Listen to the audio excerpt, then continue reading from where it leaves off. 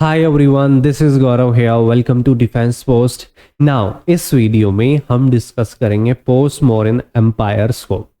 Last video में हमने discuss किया था मौर्यंस को एंड नेक्स्ट वीडियो में हम डिस्कस कर रहे होंगे संगम एज को। So, if you guys are preparing for CDS, CAPF or FCAT, you guys can prefer this series and I have covered all the relevant material important for our exam point of view. तो start करते हैं, समझते हैं post Mauryan empires को। Basically वो सारी चीज़ें cover की हैं जहाँ से हमें जनरली क्वेश्चंस देखने को मिलते हैं। नाउ मौर्यंस के बाद में हमें मेजरली दो तरह की डायनेस्टीज देखने को मिलती हैं, एक जो इंडिजिनस होती है, दूसरे आते हैं फॉरेन इन्वेडर्स। अब जो इंडिजिनस डायनेस्टीज होती हैं उनके अंदर शुंगा और सातवाहनास ऐसे डायनेस्टीज होती हैं जो इंडिया पे लंबे पीरियड तक रूल करती हैं। शुंगा के बाद में कान्वा आती है, फिर सातवाहनास आते हैं। अब इसके बाद में आते हैं फॉरेन इन्वेडर्स, जिसमें से सबसे पहले इन्वेड करते हैं इंडो ग्रीक्स, फिर शाकाज एंड कुशानाज। यहाँ पे पार्थियंस भी आते हैं जो बहुत ही शॉर्ट पीरियड ऑफ टाइम के लिए आते हैं और वो इतने इंपॉर्टेंट भी नहीं है। नाउ अब इंडो ग्रीक्स का क्या सीन है ये देखते हैं। लास्ट मौर्यन एम्पायर के अंदर हमने देखा था कि अलेक्जेंडर झेलम रिवर के आसपास में आकर के इन्वेड करते हैं कश्मीर वाले एरिया के अंदर। अब वहाँ से वो रिटर्न तो कर जाते हैं, लेकिन ग्रीक्स को कहीं ना कहीं इंडिया का एक्सप्लोरेशन है वो मिल जाता है, उनको इनसाइट्स मिल जाती हैं और उनको पता था कि इंडिया में ये पर्टिकुलर जो एरिया है यहाँ पे एक वैक्यूम क्रिएट है, ठीक है। तो वो वापस से रिटर्न करते हैं और इंडिया को इन्वेड करते हैं। अब मौर्यंस में हमें देखा था कि इनके जो लास्ट रूलर होते हैं वो बृहद्रथा होते हैं, जो अशोका के सन होते हैं। अब इनके जो कमांडर इन चीफ होते हैं पुष्यमित्र शुंगा, वो बृहद्रथा को डीथ्रोन कर देते हैं और पूरा किंगडम एक्वायर कर लेते हैं। कैपिटल अपनी वो विदिशा में बनाते हैं जो एमपी के अंदर है, लेकिन ये पूरा किंगडम कैप्चर नहीं कर पाते। मौर्यन एम्पायर के अंदर हमने देखा था कि जो पूरा किंगडम था वो अगर हम केरला तमिलनाडु का कुछ पार्ट छोड़ दें तो एंटायर इंडिया प्लस में अफगानिस्तान, पाकिस्तान, बलूचिस्तान और ईरान का एक बहुत बड़ा पार्ट जो मौर्यन एम्पायर के अंदर आता था, ठीक है। अब शुंगा डायनेस्टी जो होती है वो इतनी पावरफुल नहीं होती है, ठीक है, तो ये एक छोटा पार्ट ही कवर कर पाते हैं। अगर हम आज के कॉन्टेक्स्ट में इसकी बात करें तो एमपी हो गया, यहाँ पे कुछ पोर्शन ऑफ छत्तीसगढ़ हो गया, फिर पश्चिम बंगाल हो गया, बांग्लादेश हो गया एंड सिक्किम हो गया। बाकी जो पोर्शन बचता है इस पोर्शन में सातवाहनास एक्वायर कर लेते हैं। महाराष्ट्र, कर्नाटका हो गया, एमपी का एक पार्ट हो गया, ठीक है, ये पूरा पोर्शन जो होता है सातवाहनास एक्वायर कर लेते हैं। फिर ये वाला जो पोर्शन होता है नॉर्थ वेस्टर्न फ्रंट, यहाँ पे आते हैं इंडो ग्रीक्स, क्योंकि वो पहले भी एक्सप्लोर कर चुके होते हैं इस एरिया को, तो यहाँ पे इंडो ग्रीक्स इन्वेड करते हैं और ये पार्ट कैप्चर कर लेते हैं। फिर उसके बाद में आते हैं शाकाज, जो इस पोर्शन को प्लस में इस पोर्शन को कैप्चर कर लेते हैं। फिर उसके बाद में आते हैं कुशानाज, जो गंगेटिक वैली से लेकर के कश्मीर वैली तक फैले होते हैं, ठीक है। नाउ देखते हैं शुंगा डायनेस्टी को। अब पुष्यमित्र शुंगा जो थे वो खुद एक ब्राह्मण थे, ठीक है, तो वो क्या करते हैं, ब्राह्मणिज्म को रिवाइव करने का काम करते हैं। मौर्यन पीरियड के अंदर हमने देखा था कि अशोका है या चंद्रगुप्त मौर्य जो थे वो जैनिज्म को और बुद्धिज्म को प्रमोट करते थे। सो यहाँ पे ब्राह्मणिज्म है या हिंदुइज्म है वो कहीं ना कहीं लैग कर रहा था। अब उसको रिवाइव करने का काम किया जाता है पुष्यमित्र शुंगा के द्वारा, ठीक है। अब ये 2 अश्वमेधा यज्ञ भी करते हैं। अश्वमेधा यज्ञ का मतलब होता है कि जब आप अपनी टेरिटरी क्लेम करते हैं तो उसके लिए यज्ञ करते हैं, ठीक है, तो वो यज्ञ पुष्यमित्र शुंगा के द्वारा करवाया जाता है। अब यहाँ पे एक इंपॉर्टेंट चीज़ ये कि इनके जो प्राइस होते हैं वो होते हैं पतंजलि, तो ये इसको स्टार मार्क कर लेना क्योंकि ये इंपॉर्टेंट है, एग्जाम में कॉन्टेम्प्रोरीज पूछे जाते हैं, ठीक है। अब इस पीरियड में संस्कृत अपने पीक पे पहुंच जाती है, ठीक है, क्योंकि Brahmanism is related to Sanskrit, ठीक है। फिर आते हैं कि ये जो साची का स्तूपा हो गया और बारहत स्तूपा हो गया। अब ये दोनों स्तूपा जो थे स्टार्ट करवाए थे अशोका ने, लेकिन बारहत को कंप्लीट करवाया जाता है पुष्यमित्र शुंगा के द्वारा, ठीक है। सो यहाँ पे हम ये कंसिडर कर सकते हैं कि ये जो पर्सन थे ये कहीं ना कहीं अपने राइन के अंदर सेकुलर पॉलिसीज लेकर चलते हैं। फिर आते हैं इनके सन जिनका नाम होता है अग्निमित्रा, ठीक है। अब लेटर पीरियड में जब गुप्ता डायनेस्टी आती है तो वहाँ पे एक कॉन्टेम्प्रोरी पोइट होते हैं गुप्ता डायनेस्टी के, कालिदासा, ठीक है, वो एक ड्रामा लिखते हैं मालविका अग्निमित्रा, जिसके अंदर जो हीरो का रोल प्ले करते हैं अग्निमित्रा करते हैं। अब यहाँ पे ध्यान ये रखना कि कालिदासा जो है वो अग्निमित्रा या शुंगा डायनेस्टी के कॉन्टेम्पोररीज में नहीं आते, वो गुप्ता डायनेस्टी के कॉन्टेम्पोररीज में होते हैं, लेकिन उनके जो ड्रामा के अंदर हीरो होते हैं ना वो अग्निमित्रा होते हैं। ठीक है। अब he promoted Sanskrit, Vaishnavism, Brahmanism and patronize Buddhist art, जो हमने देखा अभी। ठीक है। अब इस पीरियड में यहाँ पे मथुरा का एक आर्ट ऑफ स्कूल तैयार होता है। ठीक है। अब यहाँ पे हमें 3 तरह के स्कूल ऑफ आर्ट देखने को मिलते हैं, एक गांधार होता है, एक मथुरा होता है, फिर एक होता है अमरावती। अमरावती पैटर्नाइज किया जाता है सातवाहनाज के द्वारा। मथुरा के अंदर जैनिज्म भी इन्वॉल्व होते हैं, कुशाणाज भी इन्वॉल्व होते हैं और अदर रूलर्स भी इन्वॉल्व होते हैं। तो ये क्या करते हैं कि मथुरा आर्ट को पैटर्नाइज करते हैं। अब यवन राजा और धनादेवा, ये इंस्क्रिप्शन है जो शुंगाज के बारे में मेंशन करते हैं। सो इसको भी स्टार मार्क कर लेना, क्वेश्चन आने के चांसेस काफ़ी ज़्यादा है। भारत स्तूपा को ये इरेक्ट किया जाता है पुष्यमित्र शुंगा के द्वारा। ये भारत स्तूपा है। ठीक है।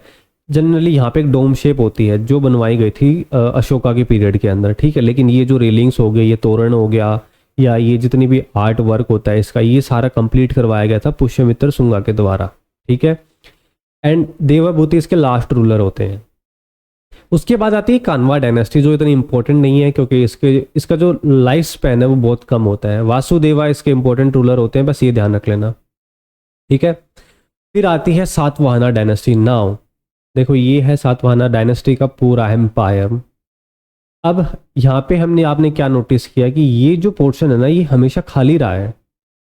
इसके पीछे क्या रीज़न है? देखो इस पीरियड में 300 बिफोर कराई से लेकर के 300 एडी तक यहाँ पे चल रही होती है संगम एज।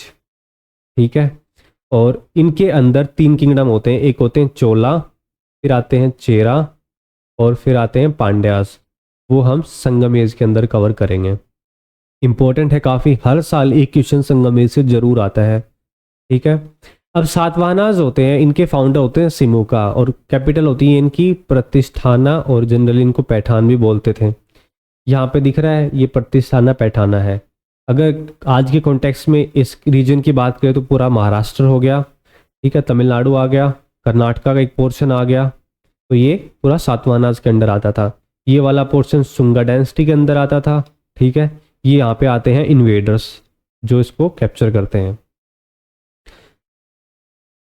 अब इनके थर्ड रूलर होते हैं सतकर्णी, जो इस एम्पायर को कॉन्क्वेस्ट करके पूरा एक्सपेंड करते हैं। फिर इनके 17th रूलर आते हैं जिनका नाम होता है हाला। ये क्या करते हैं, गाथा सप्ता सताई एक बुक होती है जिसको ये राइट करते हैं। ठीक है। और ये इसकी लैंग्वेज होती है प्राकृत में। इंपॉर्टेंट है बट नॉट सो मच। ठीक है।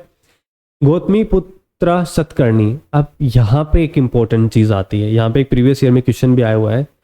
ये लोग क्या करते थे कि अपने नाम के साथ में इनकी जो मदर का नेम होता था वो ये साथ लगा करके यूज़ करते थे। ठीक है। सो इस वजह से ये काफ़ी फेमस भी थे। They revived and defeated Kshatriyas and Shakas. अब इनके पीरियड के अंदर शाकास भी एंटर करते हैं, तो जिनके साथ ही फाइट करते हैं उनको डिफीट करते हैं। पुलमावी पुलवामा होता है जो इनके लास्ट रूलर होते हैं, और ये अपने आप को टाइटल देते हैं दक्षिणापथ पतेश्वर के नाम से। इंपॉर्टेंट है, स्टार मार्क कर लेना, टाइटल इज़ वेरी इंपॉर्टेंट।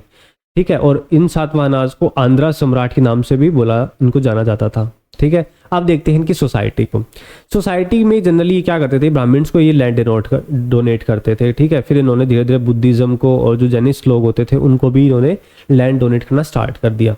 अब ये जो लैंड होती थी ये जनरली उनको एग्रीकल्चर के लिए नहीं देते थे, ये उनको देते थे एज अ ब्रह्मदेया, मतलब उनको दान के थ्रू देते थे। ठीक है। और ये ब्राह्मण्स क्या करते थे, उस पूरी लैंड को क्या करते थे, वहाँ पे पीजेंट्स को लेकर के आते थे और उनको वहाँ पे एग्रीकल्चर करवाते थे उनसे। फिर उसमें से जो भी प्रोडक्शन होता था उसका एक पोर्शन खुद रखते थे, एक पोर्शन पीजेंट्स को देते थे और कुछ देते थे टैक्स एज ए किंग को। ठीक है। फिर यहाँ पे क्या हुआ कि ये जो कंसेप्ट है सामंतवाद का, या हम जिनको फ्यूडलिज्म बोलते हैं, ये कंसेप्ट यहाँ पे स्टार्ट होता है। तो इसको स्टार मार्क कर लेना क्योंकि इसका पहला जो एग्जाम्पल है वो हमें सातवाहना पीरियड के अंदर देखने को मिलता है। और धीरे धीरे जब मुगल पीरियड आता है तो ये सामंतवादी जो कॉन्सेप्ट है ये बहुत ज़्यादा एक्सपेंड करता है। वैष्णविज्म सैविज्म पॉपुलर हो जाते हैं क्योंकि ये इस पीरियड में आकर के भक्ति कल्ट है वो स्टार्ट हो जाता है। नागार्जुनकोंडा और अमरावती ये इंपॉर्टेंट सेंटर बनते हैं बुद्धिज्म के। अब अमरावती क्या है, देखो अमरावती एक sort of school of art है जहाँ पे एक स्तूपा बनाया गया है। ये जो अमरावती स्कूल था ये 3 स्कूलों में से एक स्कूल इसको माना जाता था कि हमारे पास में 3 आर्ट ऑफ स्कूल है, एक गांधार है, एक मथुरा है, एक अमरावती है।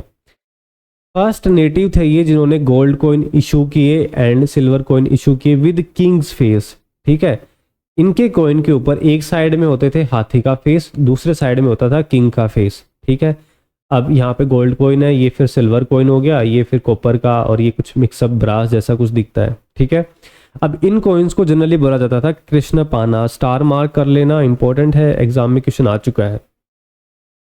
नाउ डिस्कस करते हैं स्कूल ऑफ आर्ट्स को। पहला आता है गांधार आर्ट ऑफ स्कूल, ये है अफगानिस्तान में। अब यहाँ पे हमें हेलेनिस्टिक आर्ट देखने को मिलती है जो इंट्रोड्यूस की गई थी ग्रीक्स के द्वारा और जनरली इंडो ग्रीक्स के द्वारा। ठीक है, अब यहाँ पे जो स्टोन यूज होता है वो generally grey sand stone use होता है। ये देख सकते हो आप, ये पूरा ग्रे सैंड स्टोन है। ठीक है, तो यहाँ पे बुद्धा की स्कल्पचर्स बनाई गई हैं। ठीक है, और ये सारी ग्रे सैंड स्टोन के अंदर है। फिर आती है मथुरा आर्ट, वहाँ पे रेड सैंड स्टोन यूज होता है। तो डिफ्रेंशिएट याद रखना इंपॉर्टेंट है। अब यहाँ पे सिर्फ मेजरली बुद्धिस्ट स्टैचूज होते हैं वही मिलते हैं। ठीक है, और लेटर में इनको जो कुशाणाज आते हैं, इंडो ग्रीक्स के बाद में शाकाज आते हैं, फिर कुशाणाज आते हैं, तो कुशाणा इनको पैटर्नाइज करते हैं। और यहाँ पे एक बुद्धिज्म की जो 4th काउंसिल होती है वो भी कनिष्का के द्वारा करवाई जाती है। ठीक है, 4th काउंसिल को कौन करवाते हैं, कनिष्का करवाते हैं, ध्यान रखना।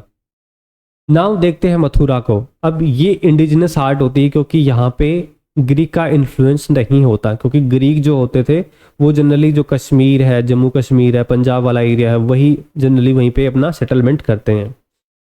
अब यहाँ पे क्या होता है कि जो बुद्धिज्म है वो भी पैटर्नाइज किया जाता है, हिंदुइज्म के भी हमें स्कल्पचर्स देखने को मिलते हैं, जैनिज्म के भी स्कल्पचर्स देखने को मिलते हैं।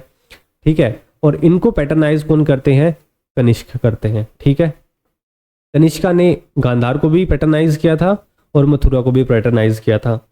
और इसके अलावा जो ये हिंदुइज्म के या बुद्धिज्म के जो भी अलग अलग स्कल्पचर्स थे ये अलग अलग रूलर के द्वारा पैटर्नाइज किए गए थे। नाउ डिस्कस करते हैं अमरावती को। अब इसको जनरली धान्य काटा के नाम से भी जाना जाता था। ठीक है, नाम याद रखना, ये टर्म इंपॉर्टेंट है। अब यहाँ पे जो पत्थर यूज होता था ना वो वाइट मार्बल यूज होता था। गांधार में कौन सा है, ग्रे सैंडस्टोन है, मथुरा में रेड सैंडस्टोन है और अमरावती में वाइट मार्बल है। ठीक है, और यहाँ पे पूरा बुद्धिज्म पे ही ये डिवोटेड होते थी। ठीक है, ये पूरी जो स्कूल ऑफ आर्ट है ये जनरली बुद्धिज्म के ही अराउंड होती है। ठीक है, और इसको पैटर्नाइज किया गया था सातवाहनाज के द्वारा। नाउ अब देखते हैं फॉरेन इन्वेडर्स को।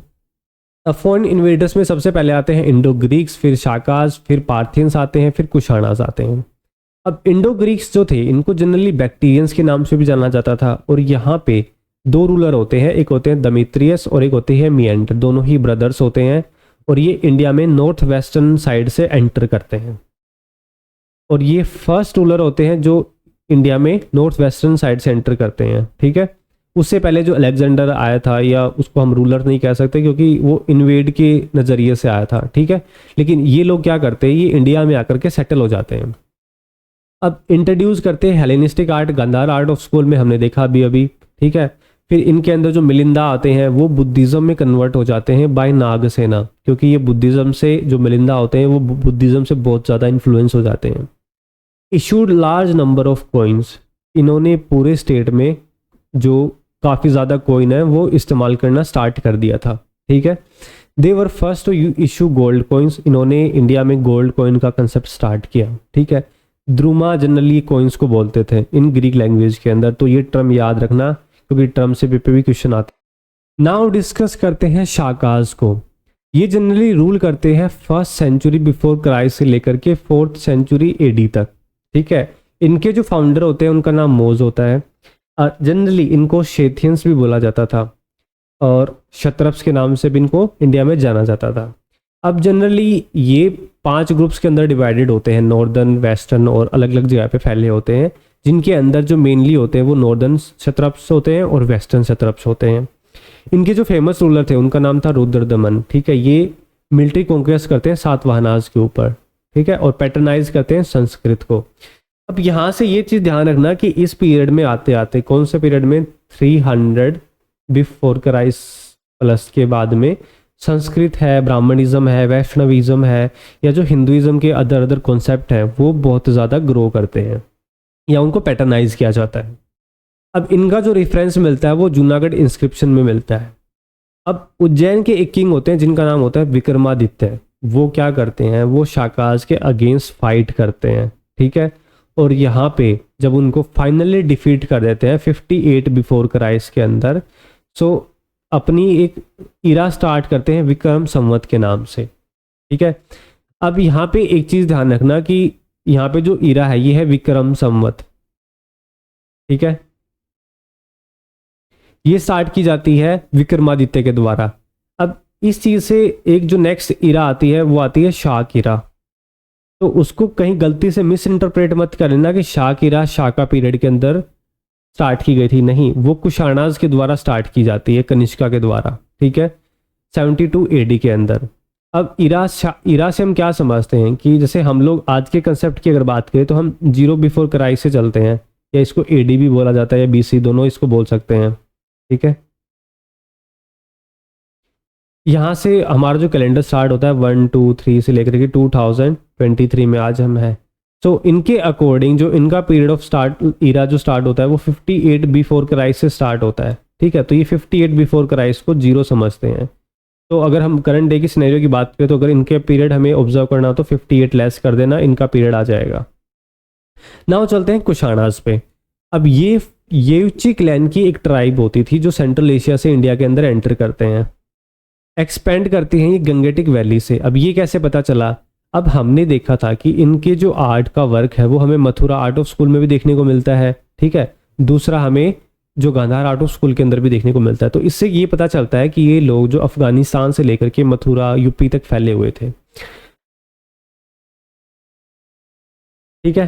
अब पार्थियंस को ये रिमूव कर देते हैं नॉर्थ वेस्टर्न इंडिया से। अब पार्थियंस का एक इंपॉर्टेंट किंग होता है जिसका नाम होता है गोंडा फेरेंस।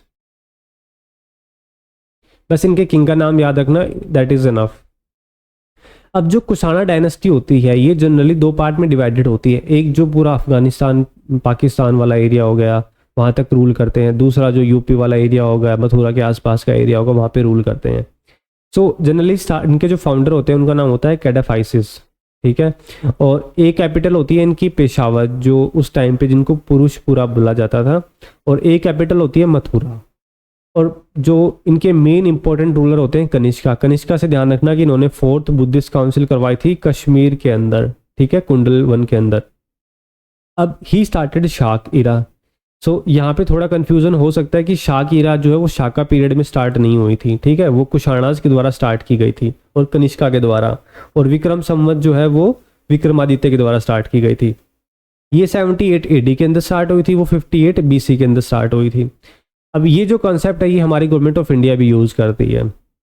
अगर इसके टाइटल की बात करें तो देवपुत्रा हो गए, स्वर्गपुत्रा हो गए, ये कनिष्का के टाइटल थे। अब देखते हैं इनके कॉन्टेम्पोररीज।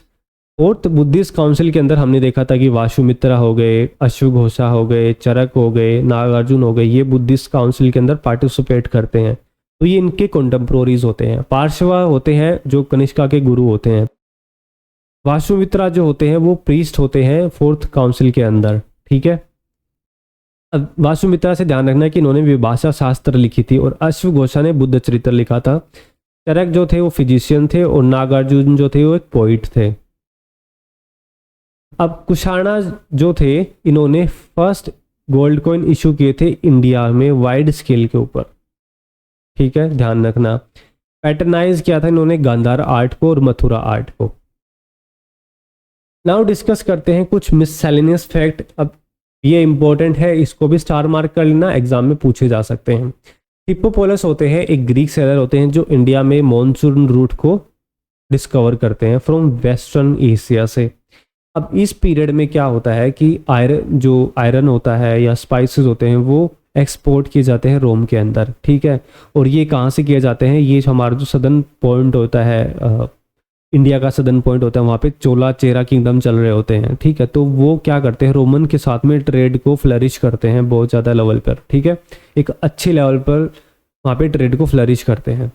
और यहाँ पे देखना कि अपोलो जो थे वो एक रोमन गॉड थे। तो ये कुछ कुछ फैक्ट्स हैं जो हम कर रहे हैं क्योंकि इनसे क्वेश्चन जनरली बन जाते हैं। जैन मर्चेंट्स जो थे उन्होंने मथुरा आर्ट को भी पैटर्नाइज किया था, हिंदुइज्म के कुछ लोग थे उन्होंने भी पैटर्नाइज किया था। तो मथुरा आर्ट जो है वो ऑल ओवर काफ़ी लोगों के द्वारा पैटर्नाइज की गई थी। अब इस पीरियड के अंदर जो भक्ति कल्ट है वो स्टार्ट हो जाता है, ठीक है। और यहाँ पे बुद्धा की कुछ कुछ वेरियस मुद्रास दी गई हैं, जैसे अभय मुद्रा हो गया जिसमें उनको विदाउट फियर दिखाया गया है, ध्यान मुद्रा में उनको मेडिटेशन करते हुए दिखाया गया है, फिर एक भूमि स्पर्श मुद्रा है जिनमें वो अर्थ को टच करते हैं। नाउ डिस्कस करते हैं कुछ प्रीवियस ईयर क्वेश्चन जो पिछले साल आए थे। अब यहाँ पे देखो, which of the following rulers identify themselves from their mothers name. अभी अभी हमने ये किया था। कौन होते हैं इनके अंदर? सातवाहनास होते हैं, जैसे हमने क्या दिखा था कि गौतमी पुत्र सतकर्णी होते हैं जो अपने आप को अपनी मदर के नाम से इंट्रोड्यूस करते हैं। फिर आते हैं कि विच of the king rule over Maharashtra, ठीक है। अब ये कौन होते हैं जो महाराष्ट्र के ऊपर रूल करते हैं? सिमुका, ऑफ कोर्स जो महाराष्ट्र था वो पूरा सातवाहना के अंदर आता था। अब ध्यान रखना कि खाराबेला कौन थे? ये ओडिशा के अंदर जब कलिंगा वॉर चल रहा था तो उस टाइम पे ये ओडिशा के किंग होते थे, ठीक है। शशांक से ध्यान रखना कि ये सदर्न इंडिया में रूल करते हैं, और चोलाचेरा पांड्या के बाद में जब इनका रूल स्टार्ट होता है चालुक्य के टाइम पे तो ये शशांक वहाँ के रूलर होते हैं। नाउ मैच करते हैं इनको। मेगास्थनीज ने क्या लिखी थी? इंडिका लिखी थी, हमने लास्ट वीडियो में देखा था ये। अश्वघोषा ने क्या लिखा था? बुद्ध चरित्र लिखा था। पनीनी ने महाभाष्य लिखी थी, और विशाख दत्ता ने बुद्ध राक्षस, ठीक है। सो हम जितने भी मेजर इंपॉर्टेंट पॉइंट्स हैं जहाँ से मोस्ट ऑफ द चांसेस होते हैं हमारे क्वेश्चन बन रहे होंगे, सो वो सारी चीज़ें हम इस वीडियोस में कवर कर रहे हैं। नाउ नेक्स्ट वीडियो में हम डिस्कस करेंगे संगम एज को। काफ़ी छोटा सा टॉपिक होने वाला है लेकिन हर साल ये क्वेश्चन आता है। सो नाउ करते हैं वीडियो का एंड, मिलते हैं नेक्स्ट वीडियो में। टिल देन सी या बाय बाय।